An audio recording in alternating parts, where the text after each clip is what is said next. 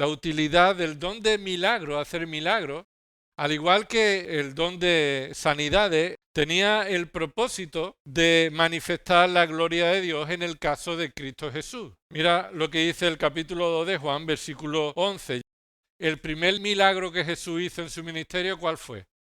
Convertir el agua en vino. Y dice en el versículo 11 la consecuencia de ese milagro.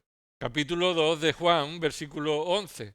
Este principio de sus señales, y esa palabra señales es de sus milagros en general, empezando por este fue el comienzo de sus milagros, este principio de sus señales hizo Jesús en Caná de Galilea.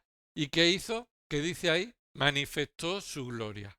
Y esa fue la manera en la que Cristo manifestó su gloria. ¿Cuál es el propósito de este don? Bueno, en la vida de Cristo manifestar su gloria como el Mesías, como Dios hecho hombre. Es más, en Hechos capítulo 2 también encontramos esta realidad. Hechos capítulo 2, versículo 22. ¿Qué dice acerca de las señales milagrosas? Pues cuando Pedro predicó este evangelio, dice ahí en el 2.22, varones israelitas, escuchad estas palabras. Jesús el Nazareno, varón confirmado por Dios entre vosotros con milagros. Así que lo que los milagros hicieron es que Dios confirmó que ese Jesús, ese hombre, el Nazareno, era un hombre confirmado por medio de los milagros. Alguien que se confirmó que era el Mesías del Antiguo Testamento y alguien que se confirmó por medio de esos milagros que era quien él decía ser, el Hijo de Dios. Recordad que cuando Jesús se refería al Padre como mi Padre, cogieron piedras para apedrearlo y lo iban a tirar por el barranco, ¿verdad? ¿Por qué? Porque le dijeron, tú hablando de Dios como tu Padre te haces igual a Él. Y ese fue su testimonio. Él era Dios y por medio del milagro Dios lo confirmó. Por medio, dice ahí, entre vosotros con milagros, prodigios y señales que Dios hizo en medio vuestro a través de Él, tal como vosotros mismos sabéis. Así que fue un testimonio en la vida de Cristo los milagros para señalar y confirmar que Cristo es quien era, el Dios glorioso, hecho hombre. Pero también para autentificar el mensaje que él predicaba. Mira en Juan capítulo 5. Juan capítulo 5. Los milagros que Jesús hacía no tenían el propósito de quitar la enfermedad del mundo ni de traer la justicia. El otro día escuchaba que el primer comunista era Jesús, decían, y muchos tratan a Jesús como alguien que quería traer la justicia social en el mundo. Los milagros que Jesús hacía no era para establecer su reino en la tierra, ya que lo hará en su segunda venida, sino para manifestar quién era Él, que Él era Hijo de Dios, Dios hecho hombre, y también para autentificar su ministerio. Dice Juan 5, versículo 36. Juan 5, versículo 36. Pero el testimonio que yo tengo es mayor que el de Juan, dice Jesús. Porque las obras que el Padre me ha dado para llevar a cabo, las mismas obras que yo hago, dan testimonio de mí, de que el Padre me ha enviado. Así que Jesús está colocando su testimonio por encima de Juan. Y él no recibe gloria de Juan, recibe gloria de ¿quién? Según el versículo. Del Padre. Y las obras que el Padre me dio, esas son las que dan testimonio de mí. ¿Y vosotros queréis que yo diga si yo soy el Mesías? Mirad mis obras, en otras palabras, es lo que Jesús estaba diciendo. Lo que Jesús estaba predicando, él le estaba diciendo que se confirmaba con sus obras, con sus milagros. Mira capítulo 10, versículo 38. Dice desde el versículo 37, si no hago las obras de mi Padre, no me creáis. ¿Qué está diciendo ahí Jesús? Que las obras que él hacía eran las obras del Padre y eran las muestras, las señales, las pruebas de que lo que yo os digo debe ser creído. Si yo no hago las obras de mi Padre y yo os digo algo sin esas obras, no me creáis. Ahora dice el versículo 38, pero si las hago, estas son las obras milagrosas que el Padre me da a hacer, aunque a mí no me creáis, creed las obras para que sepáis y entendáis que el Padre está en mí y yo en el Padre. Y lo que Jesús está diciendo no es que no me creáis a mí, no está diciendo que Él no debe ser creído, sino que no es que me creáis solamente a mí, sino mi enseñanza junto con las obras que el Padre ha enviado. Si me creéis a mí, que estoy dando señales milagrosas, ya no me creéis solo a mí, sino a las señales que el Padre está dando para que autentifique su enseñanza. Las señales milagrosas que Jesús hacía autentificaban su enseñanza. Capítulo 14, versículo 11. De nuevo, esta es la relación entre creer en Cristo y las señales que Cristo hacía para autentificar su enseñanza. Dice el versículo 8, Felipe le dijo, Señor, muéstranos al Padre y nos basta. Jesús le dijo, ¿tanto tiempo he estado con vosotros y todavía no me conoces, Felipe? El que me ha visto a mí, ha visto al Padre. ¿Por qué? No está ahí en el versículo, pero es la respuesta. Porque el Hijo es Dios, hecho hombre. Él es la perfecta imagen de la divinidad. En Él habita corporalmente la absoluta perfección de la divinidad. El Padre y Él son uno. Y quien ve al Hijo está viendo al Padre. Versículo 9 dice, el que me ha visto a mí, ha visto al Padre. ¿Cómo dices tú? Muéstranos al Padre. ¿No crees que yo estoy en el Padre y el Padre en mí? Es decir, ¿no crees que somos uno? Que ambos somos uno, que aunque somos personas diferentes, somos el mismo Dios. Y dice el versículo 10, las palabras que yo os digo, no las hablo por mi propia cuenta, sino que el Padre que mora en mí es el que hace las obras.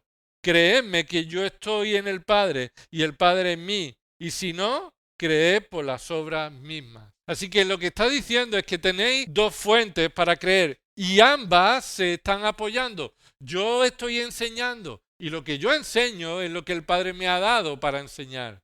Pero si no me creéis solamente a mí, creed por las obras que yo estoy dando, porque son las obras que el Padre me ha dado a hacer. Estas obras autentifican que lo que Cristo enseñó en la tierra era verdad y debe ser creído. Así que esa era la utilidad, autentificar su mensaje y mostrar su gloria. También los apóstoles, y en el comienzo de la iglesia los milagros tenían el propósito de confirmar los verdaderos apóstoles de Cristo. Y los que predicaban el Evangelio durante el tiempo en el que el canon no se había cerrado todavía, Dios estaba todavía trayendo nuevas revelaciones, entonces Dios traía también estas manifestaciones de dones milagrosos para autentificar esas enseñanzas mientras el canon no se había cerrado. Mientras Dios estaba todavía hablando revelaciones nuevas que no estaban en el Antiguo Testamento, sino que Dios estaba usando a estos hombres para terminar de cumplir su revelación especial escrita, esas revelaciones nuevas venían acompañadas de señales. Tenemos ahí muchos textos bíblicos, los cuales os animo a que podáis apuntar. Marcos capítulo 16, versículo 18, Hechos capítulo 19, versículo 11, también Hechos capítulo 28, del 3 al 5, Romanos capítulo 15, del 18 al 19, Primera de Corintios 2, del 4 al 5, y Gálatas 3, 5 y Hebreos 2, 4. Vamos a ir a estos dos últimos pasajes. Gálatas 3, 5. Acompañadme ahí a esta carta.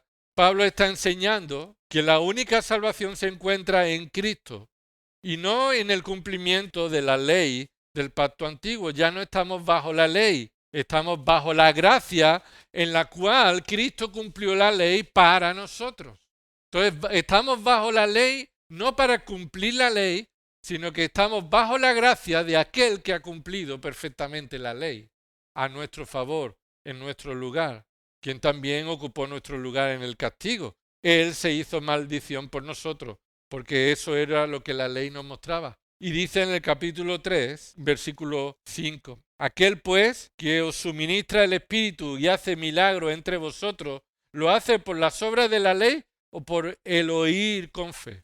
Y ahí el texto está apuntando a que Pablo señalaba a alguien que estaba entre ellos haciendo milagros y que en esa época en la que todavía la Biblia no se había terminado, había dones milagrosos en algunos creyentes que se estaban realizando, pero no por ser cumplidores de la ley.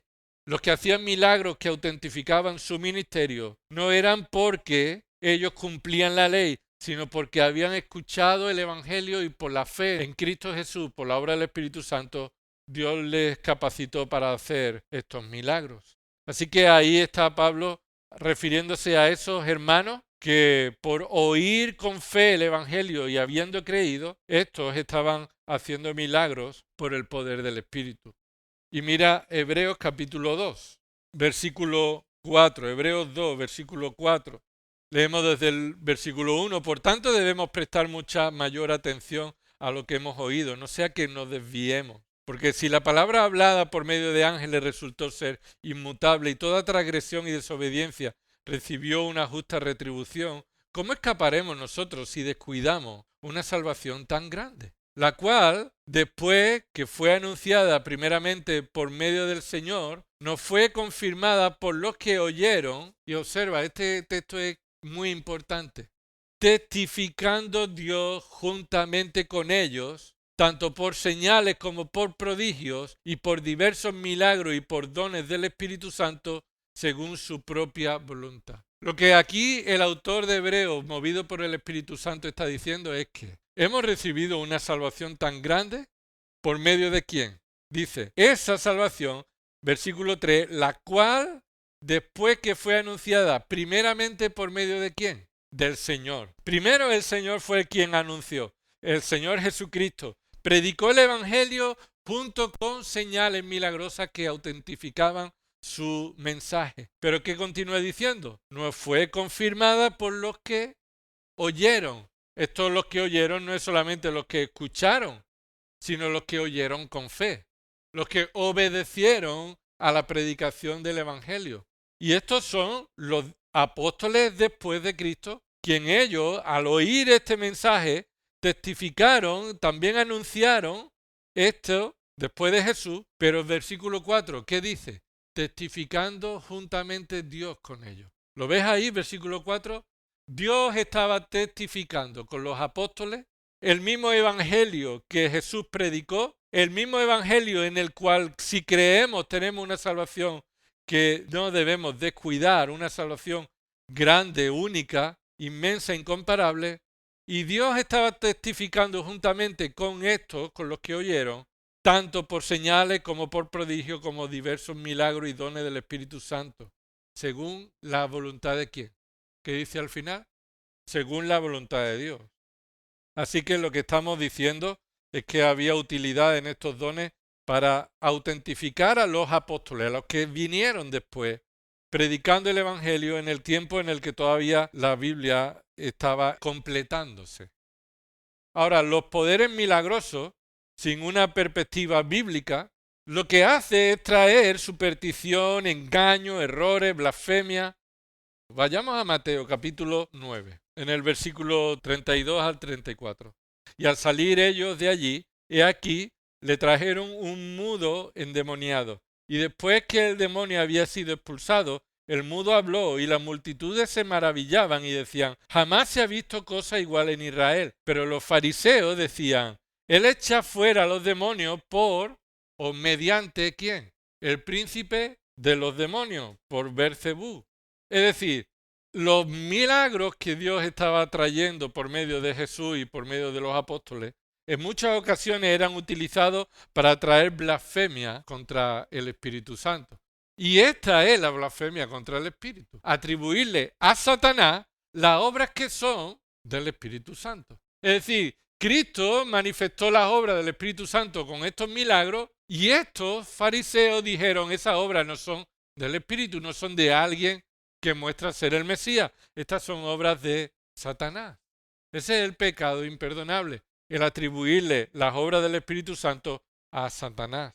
Y en el día de hoy sucede al revés. Muchas obras que son de Satanás se le atribuyen al Espíritu Santo. Muchas obras que se suponen que son en el poder del Espíritu de Dios, en la manifestación del Espíritu de Dios y estos milagros que muchos hacen hoy día, son al revés, son al contrario. Es diciendo que es el Espíritu Santo quien lo hace cuando es Satanás quien está detrás de todo este engaño. ¿Qué dice Mateo, capítulo 12, versículo 22? Nos viene a relatar algo parecido.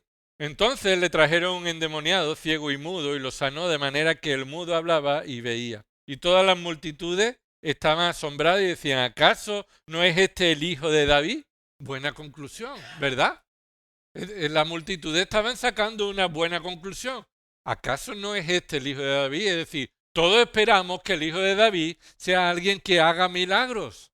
Pues aquí lo tenemos, ¿no será este? Y entonces dice el versículo 24, pero cuando los fariseos lo oyeron, dijeron, este no expulsa a los demonios, sino por Beelzebú, el príncipe de los demonios. Escúchame, no es la misma situación. Estamos en el mismo evangelio y hemos pasado varios capítulos. Y en el evangelio de Mateo hay un desarrollo cronológico, con un orden cronológico. Así que ya en el 9 acusaron a Jesús de hacer las cosas en el poder de Satanás y ya en el capítulo 12 continúan perseverando y por eso Jesús les advierte sobre este pecado. Dice el versículo 31, por eso os digo, todo pecado y blasfemia será perdonado a los hombres, pero la blasfemia contra el Espíritu no será perdonada. Y a cualquiera que diga una palabra contra el Hijo del Hombre se le perdonará, pero el que hable en contra del Espíritu Santo no se le perdonará ni en este siglo ni en el venidero. Y aquí no está hablando de que hay pecados que Dios no pueda perdonar, sino que hay pecados que Dios ha decidido no perdonar. Ha llegado una dureza del corazón de tales personas que son personas que Dios las ha desechado por completo, personas que están trayendo blasfemia al Evangelio. Ahora, terminamos en esta utilidad, porque también Dios advierte severamente en su palabra contra aquellos que fingen tener poder para sanar en el nombre de Dios, pero no es verdad. Y es lo que hoy sucede mucho. Muchos dicen hoy que hacen poderes milagrosos en nombre de Dios, pero no es cierto, no es verdad. Veamos aquí dos textos, Hechos capítulo 19. Hechos capítulo 19. Hay personas que dicen que hacen milagros y ya veíamos que en aquella época había personas en el comienzo de la iglesia que aprovechaban estos milagros para sus propios intereses y hay palabras duras para ellos. Dice ahí en Hechos capítulo 19 versículo 14, y 7 hijos de un tal Esceva, uno de los principales sacerdotes judíos, eran los que hacían esto. ¿Y qué es lo que hacían ellos? Mira lo que dice en el versículo 13. Pero también algunos de los judíos, exorcistas ambulantes, trataron de invocar el nombre del Señor Jesús sobre los que tenían espíritus malos, diciendo, os ordeno por Jesús a quien Pablo predica. Estos eran personas que querían hacer lo mismo que los apóstoles hacían. Y entonces decían a los espíritus inmundos que estaban en persona, os ordeno por Jesús a quien Pablo predica, así que ni siquiera era el Jesús en quien ellos creían. Y ellos creían que era una fórmula utilizar el nombre de Jesús para hacer estos milagros. Y versículo 14 decía quiénes eran estos. Estos espiritistas, exorcistas ambulantes, eran 7 hijos de un tal Esceva, uno de los principales sacerdotes judíos, eran los que hacían esto. Versículo 15. Pero el espíritu malo respondió y les dijo, a Jesús conozco y sé quién es Pablo, pero vosotros, ¿quiénes sois? Versículo 16. Y el hombre en quien estaba el espíritu malo se lanzó sobre ellos y los dominó y pudo más que ellos, de manera que huyeron de aquella casa desnudos y heridos, 7 contra 1, 1 contra 7. Y fueron dañados por aquellos que querían apoderarse o apropiarse sin ser creyentes, sin reconocer a Cristo el Señor, de estos poderes milagrosos. Y entonces ellos huyeron desnudos. Versículo 17. Y supieron esto todos los habitantes de Éfeso, tanto judíos como griegos, y el temor se apoderó de todos ellos, y el nombre del Señor Jesús era exaltado. Así que el nombre del Señor Jesús es exaltado en medio de una confrontación de la mentira. Cuando la mentira quiere ocupar el lugar que solo el Espíritu de Dios le corresponde. Cuando los milagros se pretenden mostrar como obras de Dios, pero no son de Dios, es Dios quien va a actuar para defender su gloria y Cristo será exaltado tarde o temprano en esta situación, como ocurrió en aquel momento. Mira lo que dice Judas, los versículos 8 y 9. Judas quería escribir a los creyentes para hablarles de la salvación tan grande que habían recibido, esta esperanza tan tremenda que hemos recibido. Dice el versículo 3, amado, por el gran empeño que tenía, este empeño es esta dedicación, este deseo intenso que tenía de escribir acerca de nuestra común salvación, he sentido necesidad de escribiros, exhortando a contender ardientemente por la fe una vez dada para siempre, que fue entregada a los santos. Es decir, Judas quiso escribir, pero el Espíritu lo llevó a escribir en otra dirección, a que contendamos, a que peleemos, defendamos la fe, el Evangelio, contra todos aquellos adversarios de la fe que se levantaban. Y estos adversarios se caracterizaban por algo, y mira lo que dice el versículo 8. No obstante, de la misma manera también estos hombres, soñando, mancillan la carne, rechazan la autoridad y blasfeman de las majestades angelicales. Pero cuando el arcángel Miguel contendía con el diablo y disputaba acerca del cuerpo de Moisés, no se atrevió a proferir juicio de maldición contra él, sino que dijo: el Señor te reprenda. Aquí lo que Judas está diciendo es que los falsos maestros se estaban identificando porque se apoderaban de cierta autoridad sobre los espíritus para hacer milagros, pero que eran engañosos. No eran dados por el Espíritu Santo, sino que querían usurpar, hacer lo que hacían los verdaderos apóstoles de Cristo. Y estos entonces, como los que hemos leído, esos 7 que hemos leído eran exorcistas ambulantes, ellos querían también dominar a los demonios y lo querían hacer atacando a los demonios. Y Judas está diciendo: mira, ni siquiera Miguel, cuando contendía con el diablo y disputaba acerca del cuerpo de Moisés, no se atrevió a proferir juicio de maldición. Es decir, el arcángel Miguel no maldijo a los demonios, no habló a los demonios, no estaba haciendo guerra contra los demonios, como muchas personas en aquella época y hoy hacen, que se oran más contra los demonios que a Dios. Y lo que está diciendo Judas es que Miguel sabía que él no tenía esa autoridad. Simplemente él dijo que no lo maldijo, sino que él se sometió a la autoridad de Cristo y dijo: el Señor te reprenda. Lo que estamos viendo es que el Señor advierte seriamente a aquellos que quieran fingir estos dones milagrosos, cuando a día de hoy el Señor nos ha mostrado lo que quería hacer con ellos. Esto es la utilidad, las limitaciones. ¿Había limitaciones en estos dones?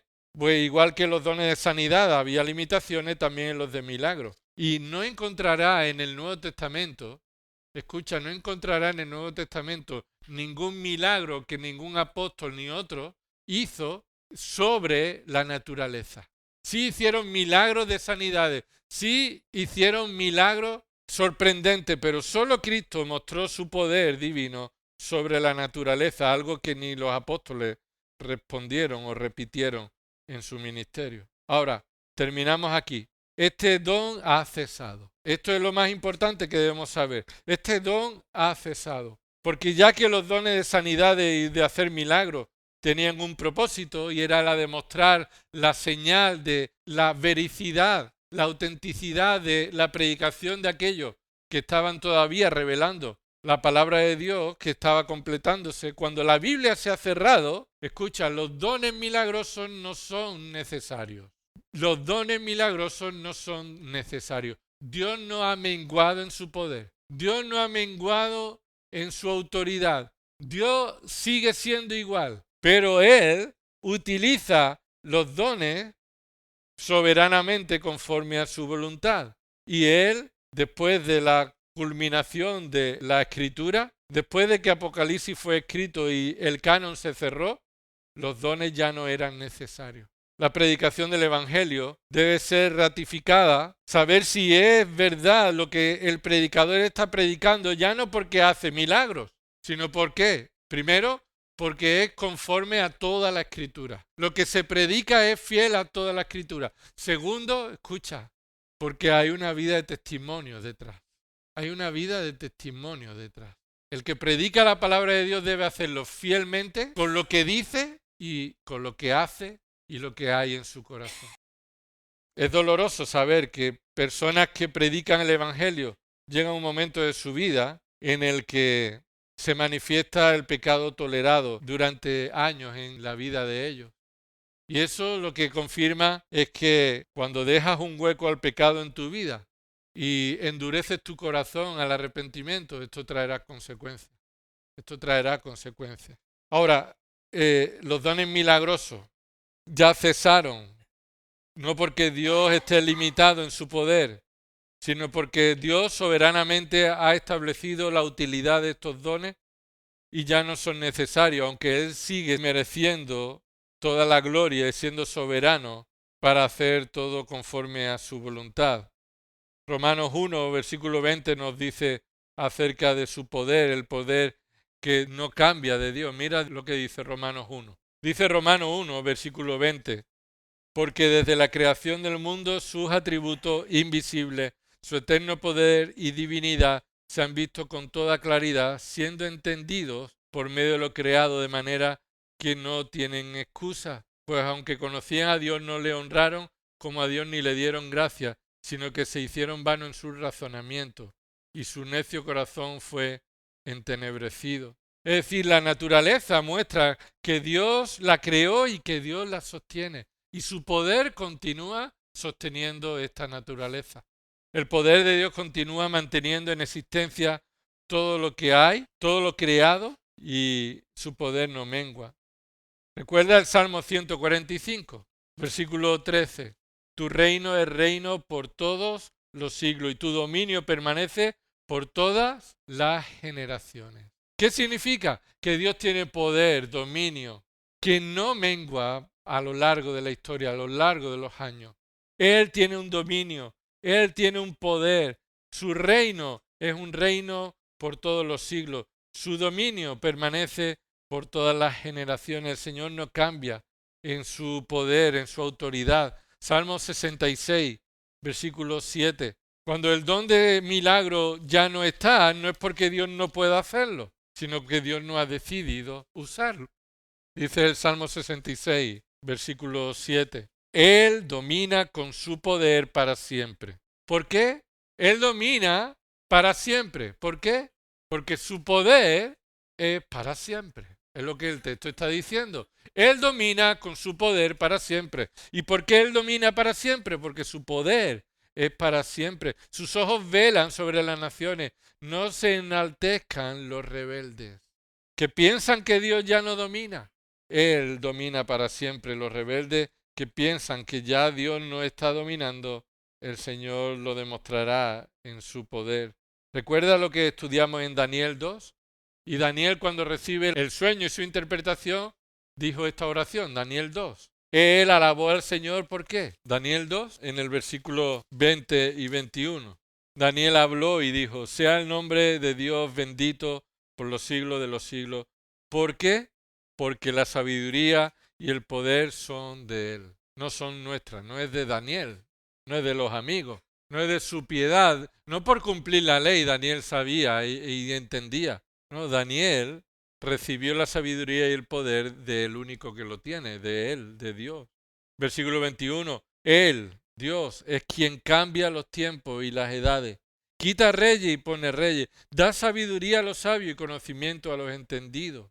Y continúa diciendo el versículo 22. Él es quien revela lo profundo y lo escondido, conoce lo que hay en tinieblas y la luz mora con él. A ti, Dios de mis padres, doy yo gracias y alabo porque me has dado sabiduría y poder y ahora me has revelado lo que te habíamos pedido y lo habían pedido por misericordia, como podíamos leer en el versículo 18.